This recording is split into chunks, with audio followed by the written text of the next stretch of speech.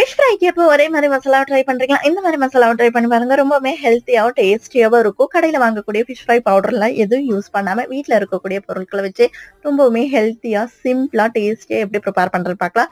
ஒரு பெரிய வெங்காயத்த 4ஆ கட் பண்ணி போட்டுக்கோங்க. 10 பல்லு பூண்டு, கொஞ்சமா ஜிஞ்சர் கார்லிக் பேஸ்ட்டு, 1/2 ஸ்பூன் ஜீரகம் ஆட் பண்ணிக்கலாம். கொஞ்சமா வந்துட்டு மல்லி பவுடரு, காரத்துக்கு தேவையான அளவுக்கு red Kashmiri chilli powder, salt add பண்ணிட்டு 1 ஸ்பூன் குக்கிங் ஆயில் ஆட் பண்ணிட்டு, இந்த மசாலாவ கொஞ்சம் கொஞ்சமா தண்ணி சேர்த்துட்டு நல்லா ஃபைனா வந்து கிரைண்ட் பண்ணி எடுத்துக்கலாம்.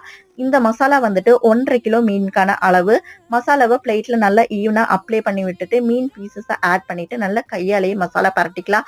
கறி மீனுக்கெல்லாம் சில்லிக்கு மசாலா பெரட்டும்போது, கையால பெரட்டும்போது தான் நல்லா ஈவனா எல்லா பக்கம் மசாலா அப்ளை ரொம்பவுமே டேஸ்ட்டா இருக்கும். எண்ணெய் சூடானதுமே ஃபிஷ் பீசஸ ஆட் பண்ணிட்டு, ஃப்ரெஷ் கரி லீஃப போட்டு வறுத்து எடுத்தோம்னா ரொம்ப டேஸ்டியான ஃபிஷ் ஃப்ரை.